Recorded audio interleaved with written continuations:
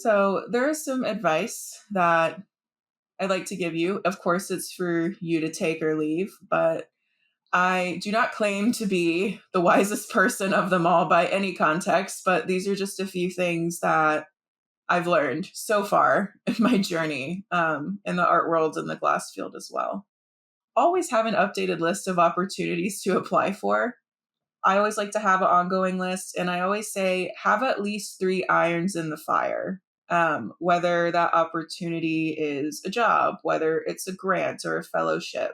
If you're not applying to something, then there's not really much of a chance of you getting an opportunity because you haven't done it. So having something updated is really important. It tends to keep me organized at least and helps me out.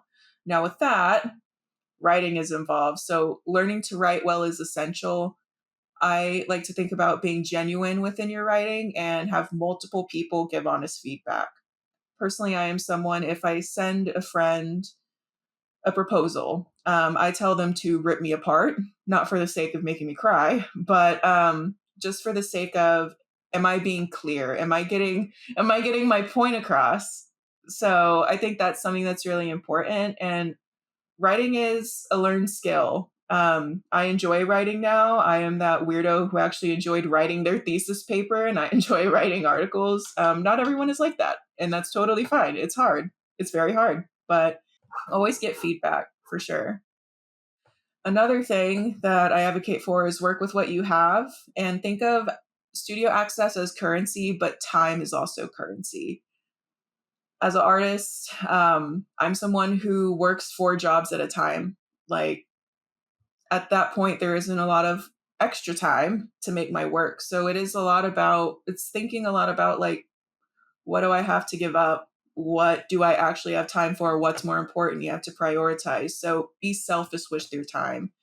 I also will say, if you are someone who is in a residency or a fellowship, or let's say you're even in school, be really selfish with your time, because whenever you're in an academic program, to some degree, you may have a job outside of school, but that is your job. Um, it's going to be really hard to come across those resources and have it be as readily available as it is to you, like within that point in time, that time in your life. Say yes, and then learn when to say no, and learn to acknowledge your limits and learn what you need concerning environment and community. Things were scarce where I was at. So moving to Philadelphia, there was a lot more opportunity related to employment. So the second semester I was here, I was working seven different types of jobs for like 4 or 5 months, I believe. I literally had no day off. I was exhausted. So by the time the semester ended over at Temple, where I teach, one of the places I was teaching at the time, I got everyone's grading done and I crashed for 3 days. Like, my body just could not handle it. It was way too much. Be the yes person, and then tone it down a little bit, learn your limits. Something that's also, I think, really important is, I cannot emphasize enough how much you need to be surrounded by a good environment and a good community. I think that's something that some people know, but you also learn. Like, small towns are just not for me. I'll just be very open with you all.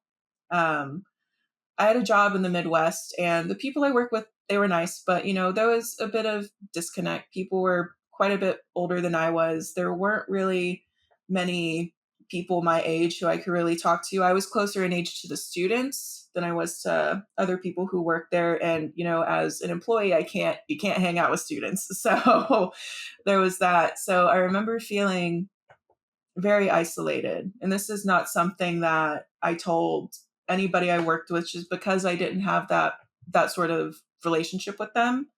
I started feeling like I was living back in my hometown in Texas, like not really being able to talk to anyone, not really having friends.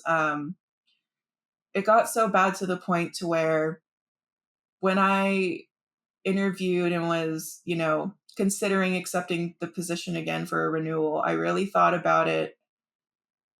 When I say my depression was at a maximum, it was at a maximum. I knew that if I had stayed there, I would not be happy. And I honestly, it was so bad, I didn't know if I would be here any longer. So me having to acknowledge that and face some really, really hard truths within myself. And at the same time, learning I was also on the spectrum. Everything was just a big wave. And not having that community at a point in time, it was really hard. I also learned what I needed and when I needed to take a chance and make my next move to get myself out of that situation. So don't let yourself get to that point like I did. Figure that out sooner if you can, but just know that a community is important and that's what's going to be what holds you together. Always question what you think you know. I will say, whether it's material, whether it's life decision, whether it's opportunity, if you stop asking yourself questions, then you might run the risk of becoming stagnant. And being stagnant for a little bit is okay, but we got to keep pushing forward. So never assume you know everything. I wish I knew everything, but unfortunately, I'm not that gifted.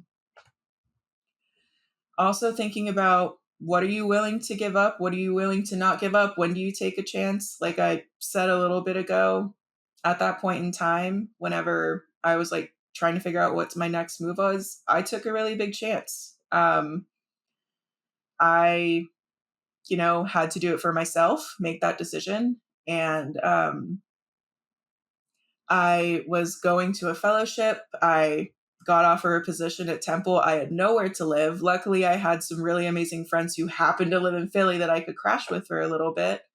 Sometimes it is about taking a chance and it's a bit of a gamble, but it's scary. But if you do it right, then it pays off. And thankfully, I did it right, and it definitely paid off. As artists, we have chosen to work in a field, not just glass field, but art world.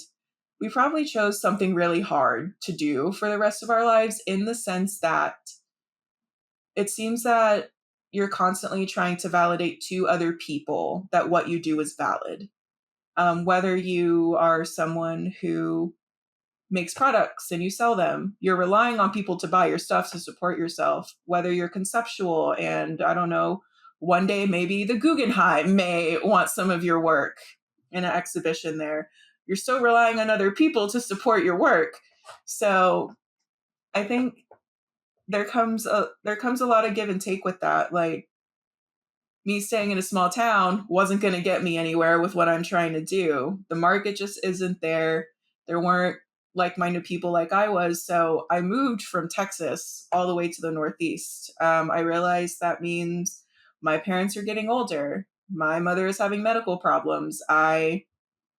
If I have to go down there, then I have to hop on an emergency flight or something. So that means I have less time with my family at like a critical point. And that's something I didn't really predict. Was it potentially going to happen? Yes, but that's just a fact of life. So, it really is about weighing what is important to you. So who knows, maybe in a few years I may have to move back down there, which I would happily do. But, there's a lot of things to consider. So you really need to start to I recommend having like an honest conversation with yourself. As hard as it is, being an artist is great, but there's other life factors that can impact that. Thanks for checking out this GEEX Shorts episode. This is just one of 10 chapters featuring the speaker's artwork, artistic practice, and direct conversations with the community. The full-length video, only publicly available for a limited time, can be found in the GEEX Talks subscriber archive, where you can also discover hours of content on even more contemporary glass artists and researchers. As a BIPOC and artist-led organization, GEEX redefines the culture of contemporary glass by canonizing artists and thinkers who have been historically marginalized in the field. If you'd like to support this effort, subscribe to GEEX and gain access to exclusive content. For more info, visit geeks.glass/support. Thanks to this episode's sponsors, listed on screen and in the video description below.